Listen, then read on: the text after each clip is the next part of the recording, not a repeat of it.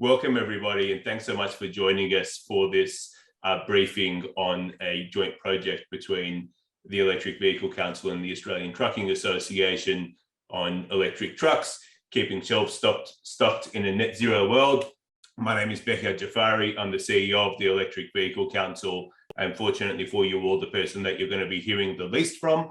Just here to say a quick hello, and then later on I'll be moderating our Q&A section.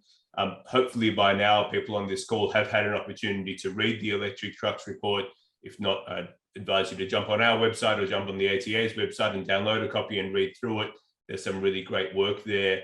If I can just start, I wanted to both say a welcome to you, but also from my position as CEO of the Electric Vehicle Council, a very big thank you to our partners at the ATA for agreeing to work with us on this report and collaborating on what I think has been a piece of work that has really opened up quite a few eyes and raised quite a few eyebrows about the huge potential and opportunity that does exist for our ability to start accelerating that transition to electric trucks, as well as the amount of excitement and enthusiasm by different portions of the trucking sector, including trucking customers, ultimate customers, consumers, operators, OEMs, for wanting to actually support this transition and to get on with work right away. So it's always great when you can start doing a piece of work and see it be so immediately fruitful and get people so immediately looking to take action as a result. Because of course, we don't just write reports for our own academic taste. We actually write them to try to help move the market along. So that's been really wonderful to see. We just move on to the next slide, please, Alex. I'm here mostly to introduce our two wonderful speakers. As I mentioned, the Electric Vehicle Council. We are an industry association representing the electric vehicle sector in Australia. So everyone from OEMs, energy companies, charging infrastructure companies, technology firms and others. The Australian Trucking Association, of course, Samuel will be able to give you more of an introduction to them as he starts off talking. So I mentioned all of this work, including today's webinar, wouldn't be possible if they weren't so not just willing, but warmly embracing to do the work and to partner with us and to be able to progress this issue forward. So a very big heartfelt thank you to them. So my first job we'll be hearing from our speakers today, beginning with Samuel Marks, who's the Senior Advisor of Infrastructure. He just told me his title. I'm sorry, Samuel. Infrastructure and one other thing. You can correct me when you come on at the ATA to talk through the case for electric trucks. We've got a case study coming up from an actual operator talking about their experience with electric trucks. We'll hear from our own Alexandra Kelly, about some of the policy recommendations in the electric truck industry. And then we'll all join together for a Q&A for all of our speakers. So I would encourage you, if you haven't used this before, you'll see at the bottom of the screen there is a Q&A function. Please do use that to ask your questions to the host. That's what I'll be looking at to find questions to be asking each of the speakers. There is also a function there to be able to vote on other people's questions. So if someone asks something that you're interested in, just vote up. That also helps me if there's a lot of questions to know which ones to ask first and which ones to prioritize. There is also a chat function. I would encourage you, if there's anything that's not a question, if you'd like to talk amongst yourself, or if you're having technical issues or anything else, please put that in the chat function, but use the other one for questions. Just helpful for me to be able to separate those two things and to be able to spend our time here as well as possible. So without any further delay, again, very big thank you to the ATA and a big thanks for Sam for being here and speaking us through this today. But please join me in welcoming Samuel Marks, who'll talk through the case for electric trucks. Good morning, and thank you for that introduction. Just wanted to reiterate, I think from an ATA point of view, very much this is a partnership process, and our thanks to the EVC for working so willingly with us through that. I think the report is sort of stronger as a result of both inputs. So for those that don't know me, I'm Sam Marks. I'm the Senior Advisor for Infrastructure and Sustainability for the Australian Trucking Association. The ATA and our member associations collectively represent the over 50,000 businesses and 200,000 people in the Australian trucking industry. We provide a united voice and forum for our members on trucking issues of national importance. So why we're here today, why we're talking about electric trucks, there are some key reasons for why electric trucks we think are part of the future for Australia's trucking industry. and why we need policy reform to increase their uptake, remove barriers to their adoption, and to give trucking operators a genuine choice to deploy zero-emission trucks in their fleets.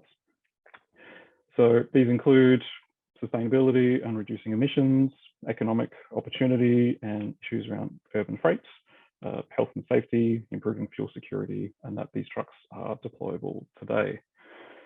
Moving on to the next slide, and the first of these is around emissions. So the starting point for a lot of the conversations around electric trucks is often around emissions. Transport emissions make up about 19% of Australia's total emissions, and of that, road freight contributes 38% of those transport emissions. In terms of public policy, I think it's important to recognise that all Australian, state and territory governments have now committed to net zero emissions by 2050.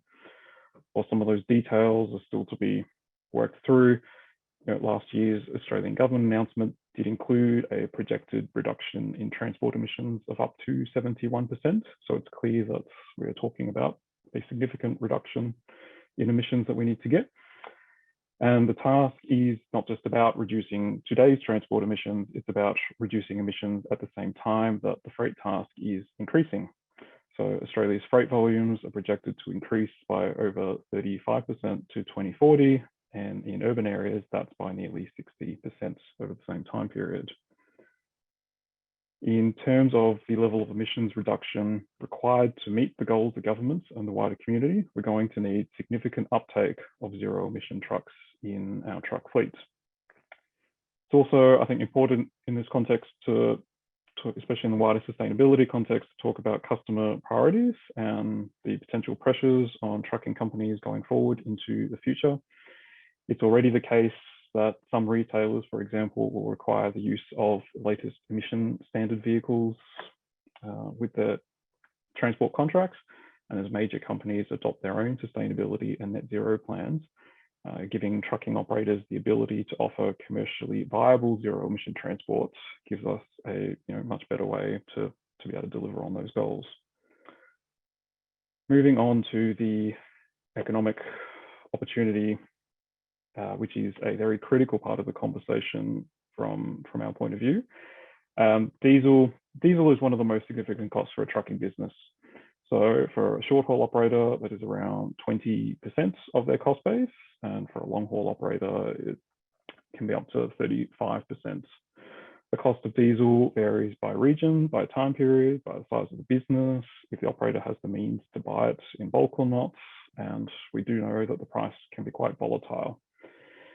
We have in the report worked through a price comparison, bringing sort of the strengths of the EVC's experience with electricity and the ATA's knowledge of diesel and existing trucking costs. And you can see those numbers there, but it's quite a big difference we're talking about. It's worth noting that the diesel costs in particular are an estimate only. The price, as I said before, the price is highly volatile. These costs are based on a typical on-road trucking business. It won't be reflective of every trucking business. It's based on having a recent model truck that needs to acquire both AdBlue, but would be eligible for fuel tax credits. So all those have been built into those cost estimates.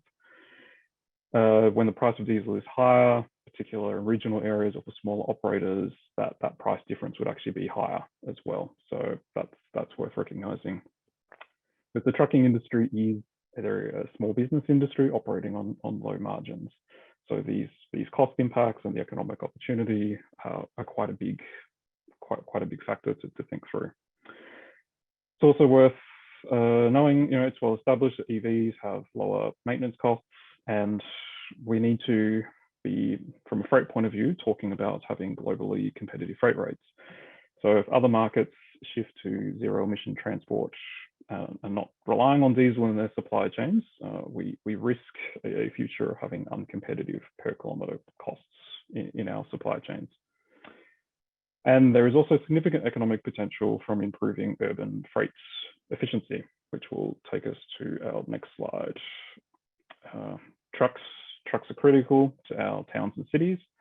truck curfews are intended to, they exist in most of our major cities, and they're intended to minimize the noise and emissions impact of truck movements.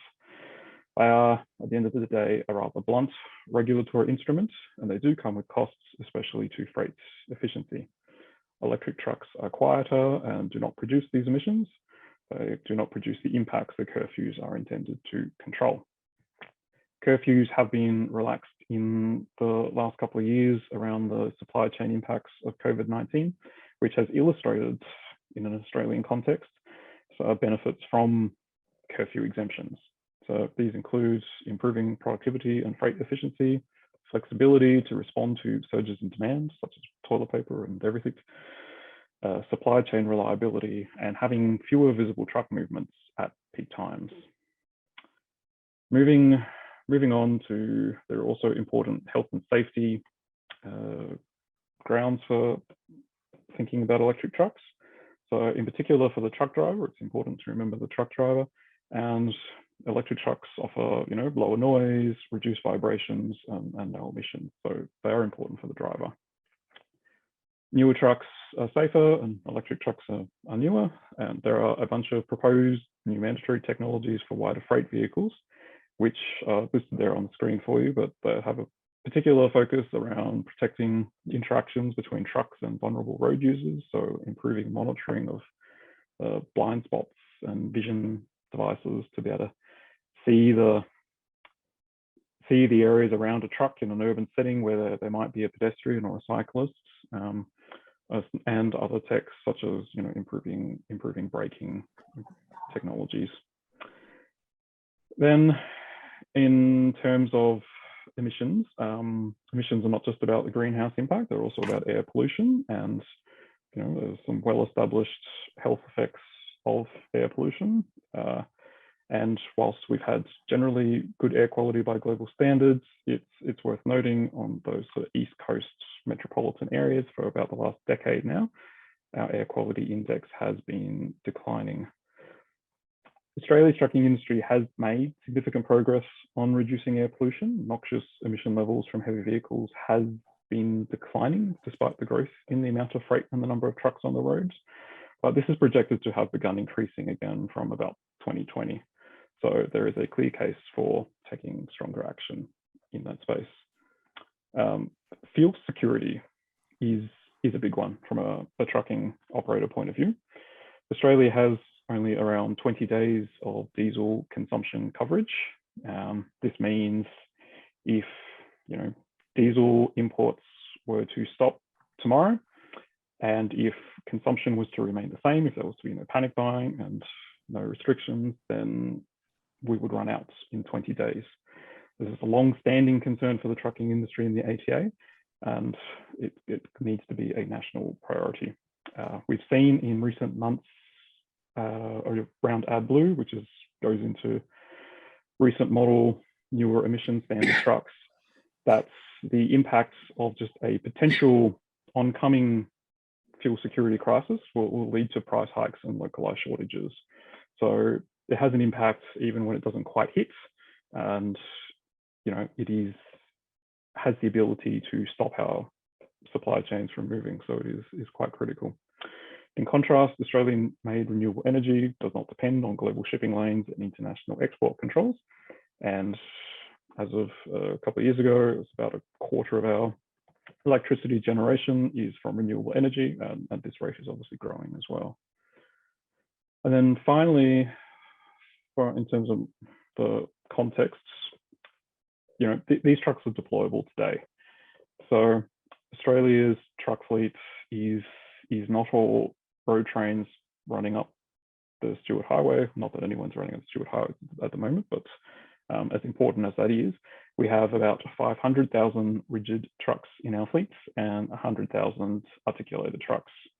2/3 of the freight task for those rigid trucks is in urban regions, and they are smaller, carry less freights, and provide a more immediate opportunity for electrification. I think it's important to recognize, at least from an ATA point of view, that the potential for hydrogen fuel cell electric trucks with green hydrogen is for those longer distance and heavier haulage transport tasks. Often policy focus and debates will be on the larger end of the fleets, and it's understandable to an extent because we have such a iconic fleet in that sector. But this is a diverse industry, and we have solutions today with electric trucks for especially those urban rigid truck part of the fleets that we need to enable trucking operators to have access to. Zero emission truck sales are below industry interests and expectation. There was a survey of operators by eRoad, a telematics company, that's put the level of expectation around zero and low emission vehicles within large fleets at up to sort of about 36% within a few years. Now, current sales don't really put us on this path. That suggests to us that we are, the current policy settings do not support the choices which trucking businesses wish to make. This also extends to model availability, where we have a lot more available overseas in markets, in particular in North America, Europe, and China, and only around 14 in the Australian markets. That said, those 14 do also indicate that electric trucks are available here today, and we need the policy framework to enable trucking operators to put them to use. And Alex will take us from here. Thanks, Sam. We're actually about to move on to a case study. So Joe Agostino from the city of Yara is on the line, and he's going to give us a bit of context to a tipper truck that they introduced to their vehicle fleet a couple of years ago, and subsequently have started introducing more trucks to replace their diesel fleet. So Joe, I'll hand over to you and stop the screen share so we can see your face if you want to pop your camera on. Thank you. Yep. Thanks, Alex. I'll just put my camera on. It's not letting me start. Won't let me turn the camera on, Alex. Are you able to do it from your end? Yeah, I'll check now. Becca, can you try and do that as the host, please?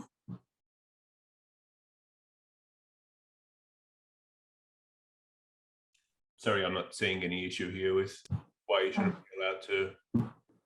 It says you cannot start your video because the host has stopped it.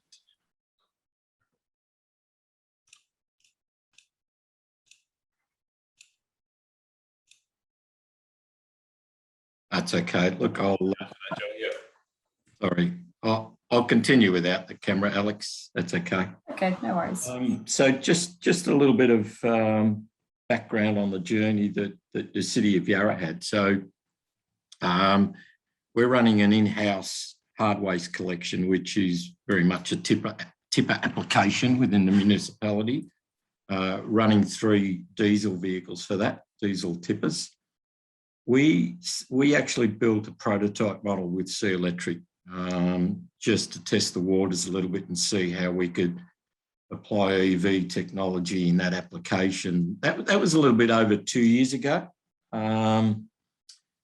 The first vehicle was done just on 96,000 kilometres. They work 6 days a week, 8 hours a day.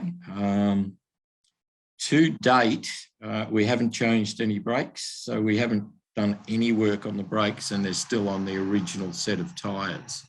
So we've had a very good run. So obviously a lot of benefit there from a maintenance perspective. We've just now introduced another 2 within the same application. So they run around all day picking up hard waste, and obviously the benefits are very quiet.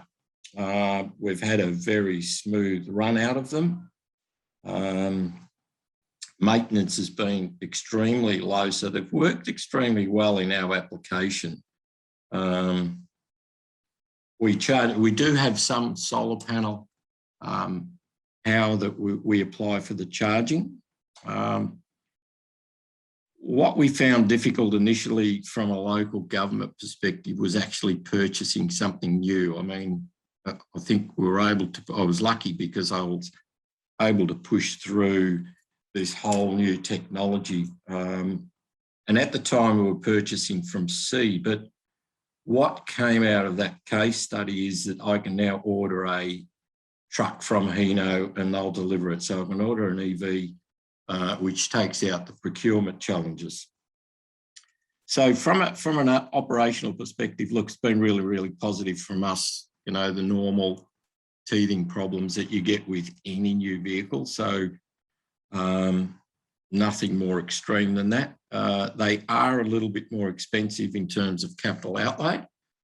However, you make that up over the period. As I said, with the prototype that's been running for a little over 2 years, we virtually haven't spent anything on it apart from electricity. Basically, it's been our expense. So we'll keep tracking and monitoring that.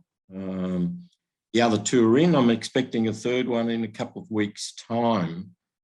So our main challenges to start with. So one of the things that I did get caught out on, although we've got solar power, that only gives us a certain amount of power because it also runs things at the operational depot. But I did get caught out when I ordered the other 3 vehicles, because when we went to set up the charging systems, we found we had a very, very small fuse at the depot. So we've had to request an upgrade and set up the chargers in a certain way so that we can charge these vehicles overnight. So that was really our main challenge with the vehicles. Apart from that, I can't really tell you anything differently. We've just had a really smooth run. Now, obviously, that's because we run them locally. They're not a highway application. So I think if you're purchasing an electric vehicle, you need to make sure that your application's right. We run within a tight boundary. So you've got the regen braking. We don't drain any batteries on highway travel. So for the application that we've chosen, they've been an ideal vehicle: clean, quiet, and we have saved a considerable amount on servicing and maintenance for that matter. So key learnings: make sure that you've got the power or suitable power supply for it wherever you're going to be parking the vehicles.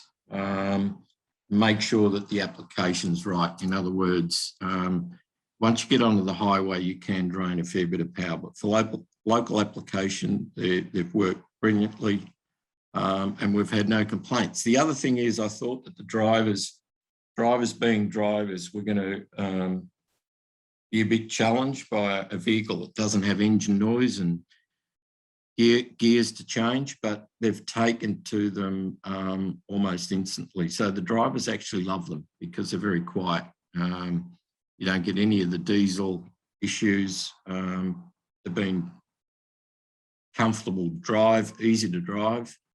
So overall, we've had a very positive experience with them. So, Alex, I'm happy to, there's probably not much more I can add, but I'm happy to take questions from anyone, if anyone's got any questions. Yeah, thanks a lot for that, Joe. And I just want to say sorry again for the technical issue with your camera, but I think that was okay. Very illuminating and some good things there. We do have a few questions that have come in for you, as well as general questions that I think as a operator would be good for you to help field as well. One question has been, so you've mentioned you've got some electric trucks at the moment and your Yara is looking to increase that. One question has been, it's a broader question, so I may send it to the other panelists later too, but it is, have you found doing that smaller trial with fewer electric trucks first useful as you now look to scale up into other areas? Do you think it is a sort of good first step to make in terms of them being able to scale the number of electric trucks that you have? Yeah, it absolutely was, for two reasons. One was obviously the procurement challenges and convincing, you know, executives to spend a little bit of extra money up front. So having that vehicle to start with and actually able to produce data. So, you know, having the ability to say, look, we've run it for 12 months, here's the data back, makes your job a lot easier when you're trying to purchase additional vehicles. So the trial was absolutely good, and you know, the experience we had. So initially we were procuring directly from sea, which meant that we had to put a bunch of stuff together for the procurement process. But I had 2 lots of executives fly out from Japan. So from Japan, the Tullamarine to, Yara depot to look at these things, and then back to Japan. And within 4 weeks, we were able to purchase directly from Hino. So, and that was purely the fact that we had one running on the road and were able to demonstrate it. And, the truck took on a life of its own, went to truck shows and all sorts of things. So it was absolutely beneficial doing that trial. That's great. And it's fascinating how often, one of the key reasons for that we hear come up is the human element of that, right? You can think of all the technical reasons, but somebody has to sign the check at the end of the day, and that trial can sometimes help them make that call to say, okay, I'm comfortable now. I'm happy to make this decision. Absolutely. Good to hear. Quite a few questions come through about charging, so I may try to bundle them up. I know you're limited on time with us today. That's okay. That's okay. If you're there around, what does that charging pattern look like? Are you charging it every night, all night long? How long are you finding it taking? And then once you do have it charged, is it then able to do everything that you want? Are there any sort of drawbacks of it not lasting throughout the day that you found? Yep. And once again, it's very relevant to the application that you put it in. So for us, truck goes out, works for, it's probably running from the time that guys kick off so they get back. So it's roughly 8 hours a day, but they generally come back with 40% charge.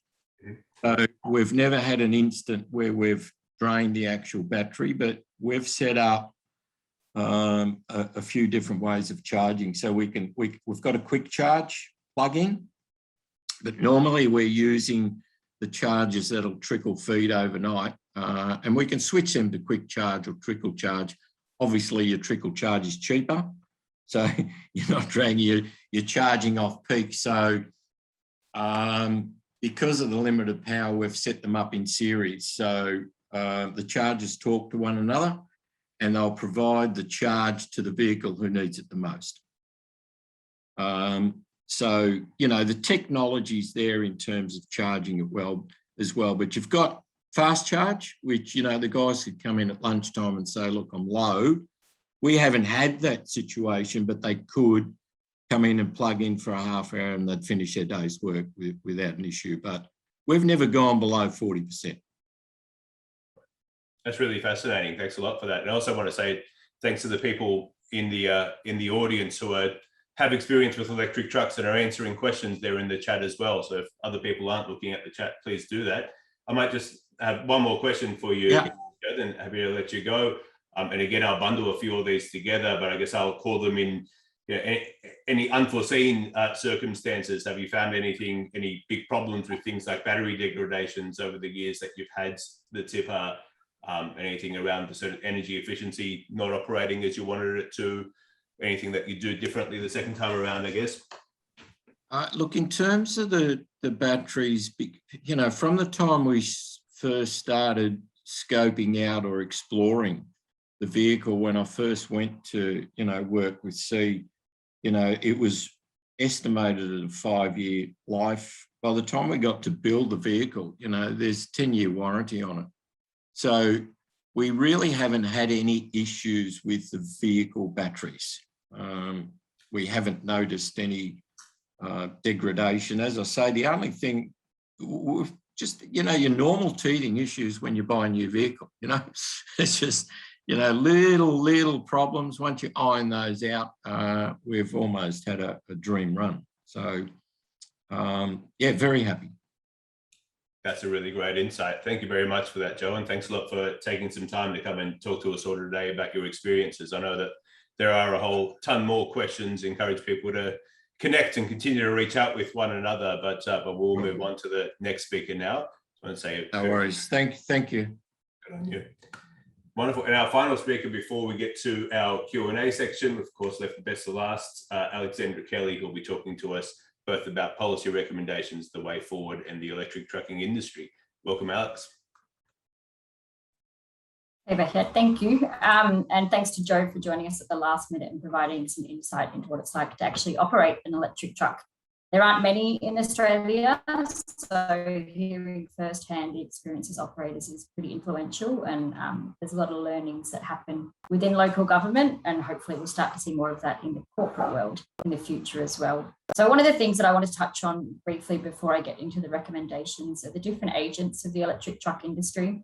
So we heard just then from a fleet operator, and they're really the ones that are going to be making that purchase decision. They're the ones that are going to need a bit of help as they make the decision and install the infrastructure and understand fleet optimization to actually make electric vehicles a reality for them and their organizations.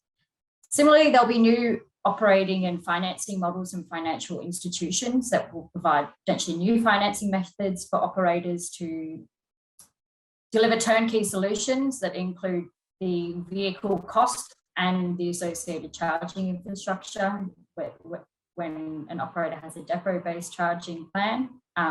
Truck manufacturers are the ones that actually understand how the trucks work and are bringing them to the market. So providing drive days and supplying operators with information and guidance on how the vehicle will operate, the range it's capable of, where they might be optimized the most in their current fleet operations. There's a lot of collaboration that we'll start to see across the electric truck industry, as we already see exists, but it will be really important in driving and accelerating the transition in the next 5 to 10 years. Similarly, now we'll start to see a new agent for truck operators, and that's the electricity sector. So whereas previously that might sit somewhere else within inside an organization, fleet operators are now going to have to understand a little bit more about energy consumption and how DNSPs and electricity provided to depot sites, whether it's hubs or a private depot, will be able to provide the capacity needed for charging, or whether they'll have to start building relationships with their electricity providers to install and upgrade capacity to fulfill their operations.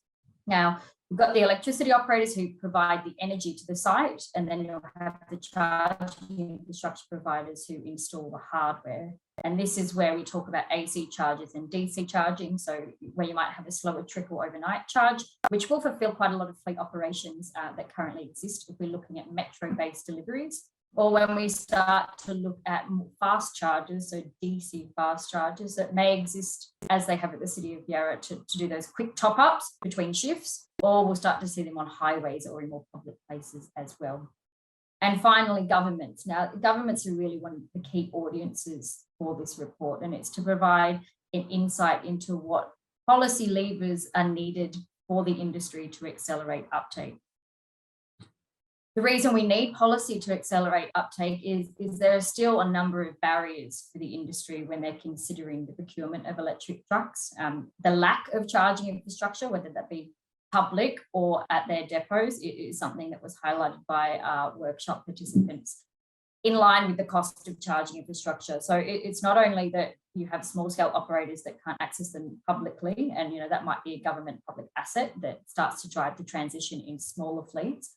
But similarly, for those that have private facilities and might install depot-based charging, the cost of installing that infrastructure is in addition to the cost of actually buying the vehicle. So we need to start helping operators bridge the gap as they make the initial investment, so that they can really demonstrate, as was pointed out by Joe in the City of Yara, that executive buy-in is going to be pretty important as operators and fleet managers are asking for more financing or more money to buy electric trucks. So if we can start to incentivize through charging infrastructure as well, that will be a key driver.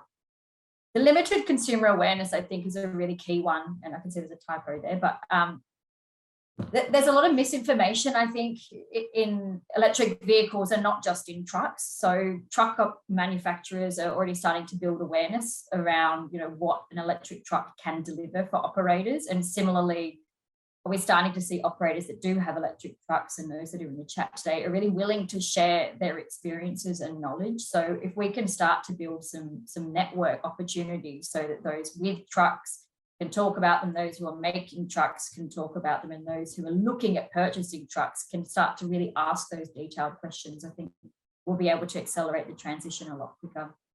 Australian design rules are something that have been an issue, I think, for the truck industry for a few years. And aligning some of our Australian design rules with international standards will have a significant impact on what's supplied to the Australian market. And so if we can address some of those barriers, then we might start to see more models flood into our market.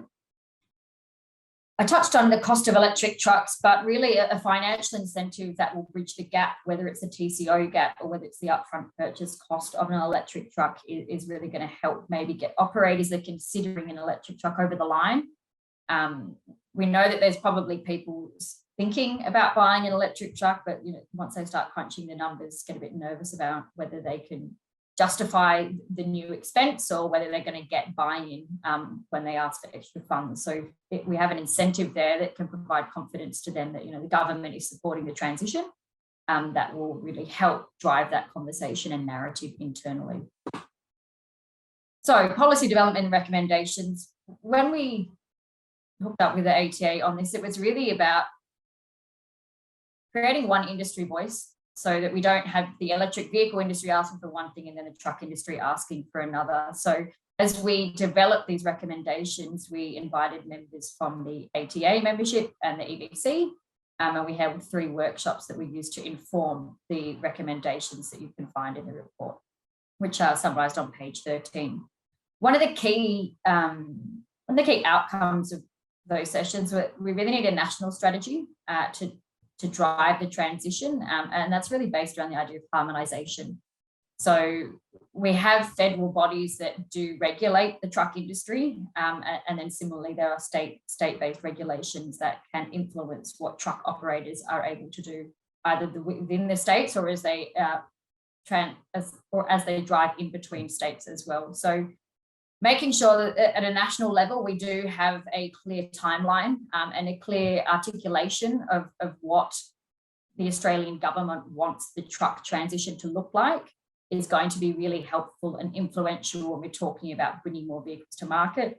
At a state and territory government level, there are definitely operational things that can be delivered that will help truck operators and finances drive the transition and successfully implement trucks into existing fleet operations. So there were 3 areas of policy development that we looked at.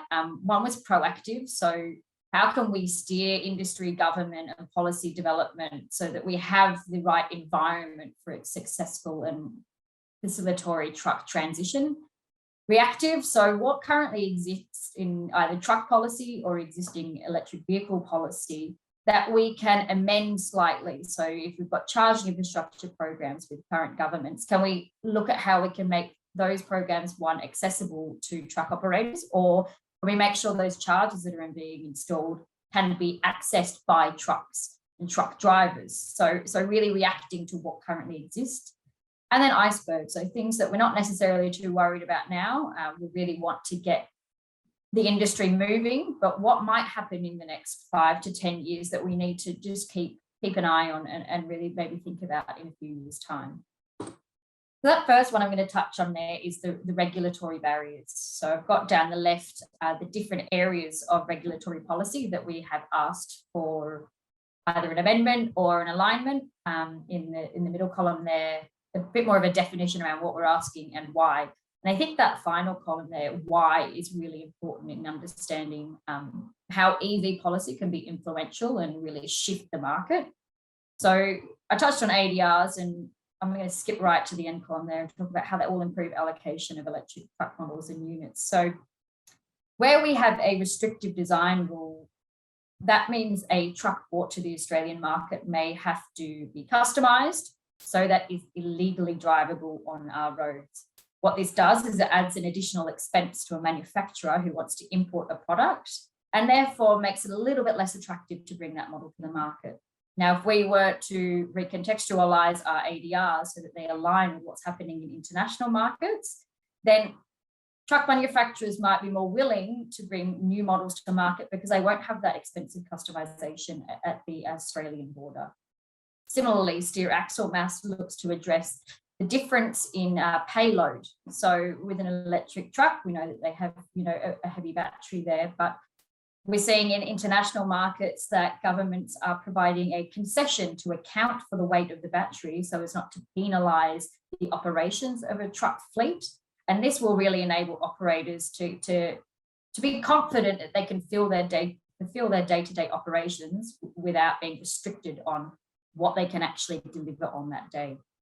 So the Euro 6 dual standard, the current government plan is to mandate the Euro 6 by 2027. That's when the European government and the European Union is actually moving to the European 7 standard.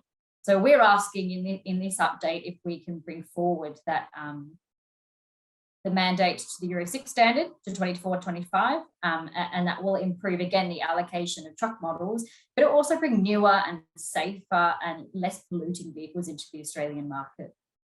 As Sam touched on earlier, truck curfews will provide efficiency and operational benefits to truck operators, but similarly, we'll start to see that it will reduce congestion. So if a truck can operate throughout, an electric truck can operate throughout the evening and into the nighttime and up into the morning, then we won't have that peak hour congestion as truck operators are trying to fulfill their deliveries before they are not allowed to be on the roads anymore.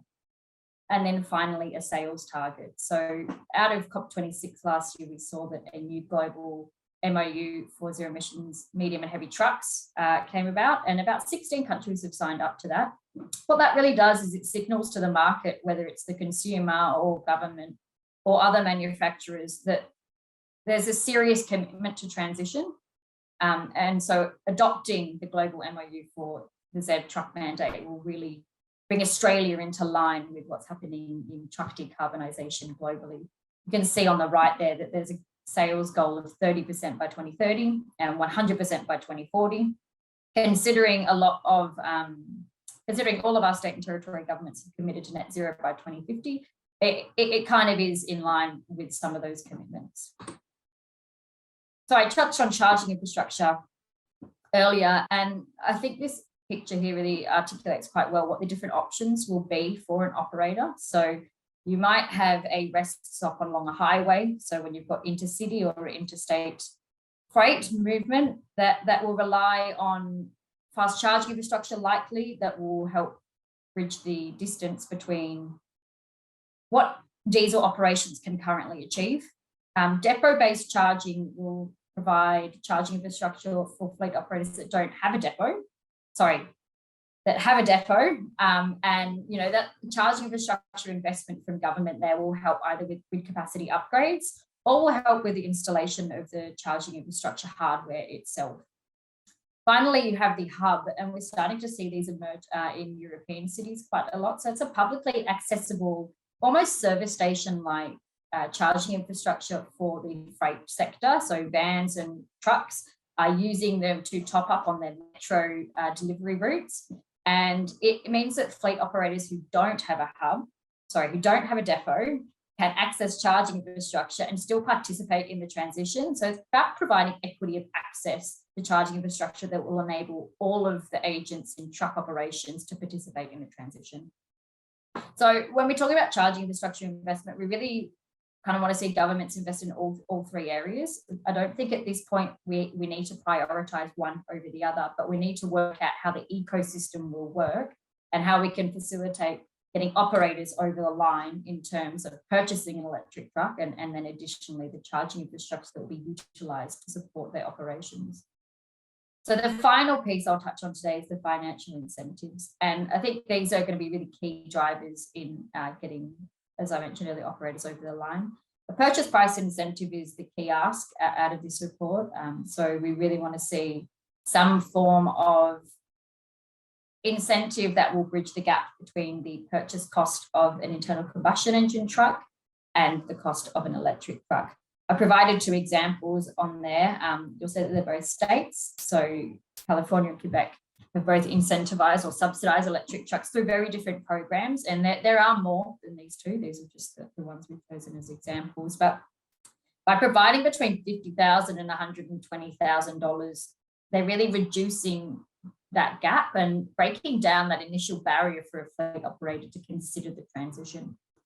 A stamp duty exemption will incentivize operators in addition to a purchase price incentive, and that again will reduce the initial purchase decision for the operator. I'm going to throw back over now to Becca for the Q&A.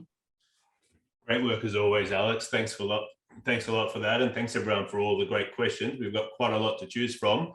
As always, for those of you who've asked the questions, I've taken a bit of a look, and there are a few that are similar enough that I can combine it into one larger question. So I'll be trying to do that. So apologies if it looks like your exact one hasn't been asked, but I'm trying to make the most of our time here. If I can start where we've ended, around those policy recommendations and things like price incentives and other sort of financial incentives to make the case for an electric truck stack up. Could you speak particularly around, I guess, what we heard from people in why the incentives should take a certain shape? Certainly learning from best practice from overseas is part of it, but quite a lot of the questions, a few of the questions that we had were around, what is that premium to buy an electric truck up front? How long does it then take to pay back? What is the TCO? And as we were sort of looking at that data, was there something there that informed why the incentives need to look like an upfront and a stamp duty rebate to help balance those books? Sure. I guess I can start with that and then maybe I hand it over to Sam. I think even when you consider electric vehicle incentives for passenger vehicles, they're really built around the purchase decision of the consumer. So consumers really buy an upfront sticker price, and when they're considering making a saving, they want to know immediately how much money they're saving. So providing a financial incentive that reduces the upfront purchase cost gives them immediate information about what they are saving money on and what that is in comparison to the internal combustion engine vehicle they might be purchasing otherwise. That's quite fascinating. And Sam, do you have anything else to add there? I suppose in that conversation of, yes, there are lower running costs that, there might be a payback, there might not be, but it really was that upfront purchase cost that was the key driver. Yeah, thanks. It's as sort of Alex has indicated, this is really one of the key, I think, critical issues is the price difference from a trucking operator point of view, because it affects that higher upfront purchase price affects the overall total cost of ownership. So, I mean, it's so like there are various arguments about what sort of financial incentive do you offer or do you use, but I think in terms of what we heard from operators and what we heard from ATA membership even coming into this project that we did with the EVC, is that it's that upfront price difference is such a key issue that we need to address it. And if you look at international examples, if you look at California, if you look at Quebec, if you look at New York, and there's a couple of other American states who escape me at this moment, this is a method that is working overseas. That's upfront price sort of vouchers or incentives or whatever they are being used and are resulting in take up of zero emission and electric trucks in trucking fleets. And that's what we're not seeing to any great scale here. And in terms of the questions around how much is that gap, for example, or how long is the payback, for example, we need to actually get to the point where we're deploying these trucks and trucking operators have the ability to use them so that we can answer those questions with more confidence, basically. And so I think the two key points that struck me there is one, yes, we can come up with a much more complicated, unique system based on all of the data that we've got, or we can just see what already works in the rest of the world. And given we're so far behind, do the thing that works and get the trucks on the road, I guess was a key message coming back from all participants there, right? There's a need for urgency and to start acting on this. I would just quickly point out, Glenn Walker from C Electric raises a very good point that I've been banging on about for a while of taxes like stamp duty, a whole range of other taxes are of course proportional to the price of the truck that you buy as well. So if you've got one customer buying a diesel truck and then another customer paying a hefty upfront premium to buy an electric truck and draw all the benefits of an electric truck, well, they're being taxed for that quite virtuous choice they're making of paying more for the electric truck as well. So I think there's a very good argument there for governments to say, at least don't tax that premium, at least don't charge people more for making the right decision and buying an electric truck and reducing emissions and doing all of the other good things. I would like to get you guys to a little bit more detail and color around some of these recommendations. I know one of the ones that came up in our report you guys have touched on, but also once we got it out into the world, and particularly the non-trucking world, one of the ones that sort of fascinated people the most and that I get asked the most about from media and other quarters is about the trucking curfews. Because there's, of course, something that touches people no matter what industry they're in. You know, they see these things, they know how these things operate, it's their local streets. Could either of you speak a bit more about where those curfews do operate? I guess a bit about, you know, why they exist, why they were brought in the first place, and why it makes sense to now look at removing them for electric trucks. I'm happy to jump in on that if that's fine. You know, so the truck curfews exist in most of our major cities, and often even in some of the, you know, towns. They're essentially a local government instruments. They're designed to control truck movements to, you know, around to manage sort of community concerns around noise and emissions in particular. The whole, you know, don't want to, you know, truck keeping you awake at night is essentially the policy argument. But, you know, an electric truck doesn't have the same impacts. So, you know, so I think that's important to recognize, and that's important to put on the table straight up, and to point out to governments that, you know, these instruments have been designed for, you know, diesel trucks. They haven't been designed for electric trucks, and they basically, the argument for them no longer applies. There are significant benefits to exempting trucks from curfews.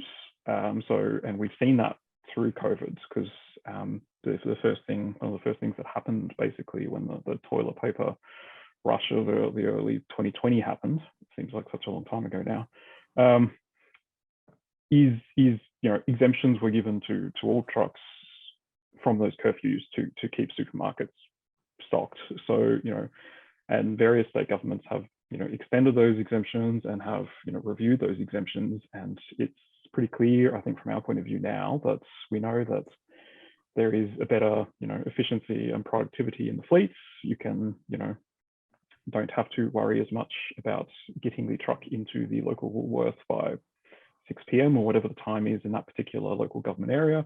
That is the other issue. These restrictions aren't necessarily consistent in any sense across different councils as well. So, you know, there is a significant, I guess, efficiency gain to be had for, you know, the freight sector that has benefits for the community as well in terms of moving truck deliveries out of peak times. And that makes sense because the reasons for them no longer exist for those particular trucks, at least for electric trucks, because they don't have the same noise and they don't have the same emissions. So. Anything further, Alex, or I can move on? No, I think Sam's hit it. The curfews are really about restricting the noise and noise pollution that are emitted from diesel trucks. So where electric vehicles and trucks, where electric trucks don't emit those noises, it doesn't make sense for them to still be regulated by that. Now, again, I've got a few more questions here that I guess I want to dive a bit deeper, ask a bit more about some of the recommendations. Fine, if we don't have them here, we can sort of commit to giving people more information afterwards as well. One of the questions about the 1 ton payloads limit, or the 1 ton increase for weight for electric trucks, and is what we found that 1 ton would actually account for the payload diminishing based on both batteries and the additional safety equipment, or was that a compromised weight that we landed on, or a good enough weight or something that we landed on? Just generally, I guess, any other information about what those weight issues look like and what's needed there. So the 1 ton concession was based on what's happening in international markets. At this stage, it doesn't include and ask for the additional weight of the safety tools. I imagine that might fall under a different regulation, potentially even the Euro standard. Sam might know a bit more about the truck regulation than I do on that. But yeah, the ask is just solely for the battery, and that is really to incentivize operators because of the payload restrictions that they would have if they did not receive that concession. And I mean, I think the other important thing to note there is that, you know, when it comes to the sort of axle and mass weights and the like, is there are various, you know, it's part of a system, it's part of a complex set of regulations, and there is a bunch of things you can do you know, to ensure the bridge doesn't fall down, for example. Like, so, you know, I'm not saying that there wouldn't need to be a technical process behind it to implement it, but this is the starting point, and what we have, I think, established is the sort of minimum starting point to make these trucks viable. I think that's a really good point from Sam as well, is this is the starting point of the electric truck policy, right? So this is the first stage of what we hope will be many, many conversations, discussions, and potentially reports on what is needed by the industry and what we need to think about as a result of either implementing these policies or accelerating uptake. So what we've managed to do in this first instance is bring industry together and say, you know, this is what we need. And I guess the next couple of conversations we'll have with government is working out the detail of those asks and, you know, how we would implement them and that kind of thing. Wonderful. I certainly remember this was something that came up a lot throughout all of the discussions and sort of different workshops and other things of somebody else has asked this one. I think Rita Excelder had asked this point of, yes, of course, when you say let's add a ton to the trucks, there's a give and take there. That is more wear on the roads. There's an impact of that as well.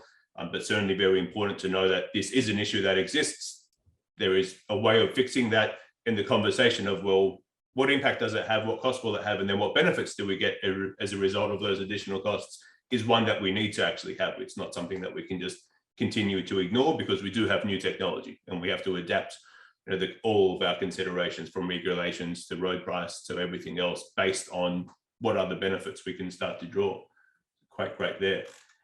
I'll move on to another question, and I'll try to keep this one simpler, but the question here was, what is Euro 6? If I can maybe then expand that out. And I think a very worthy question, because sometimes we can sort of use things like EU 6 and, you know, assume everybody knows all of the internal lingo and all the rest as well. I think the question was actually relating to, well, is that an international standard or just a European standard? Who else uses this standard? And why do we do it?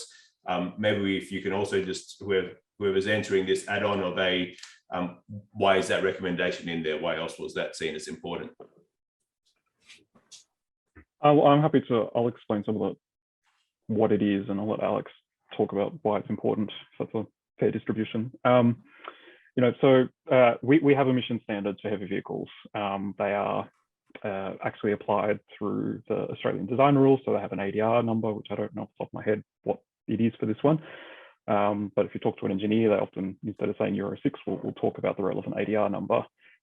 So what the ADR does is it applies essentially a European-based emission standard, which is what they're commonly called, you know, Euro 5, Euro 6, Euro 7.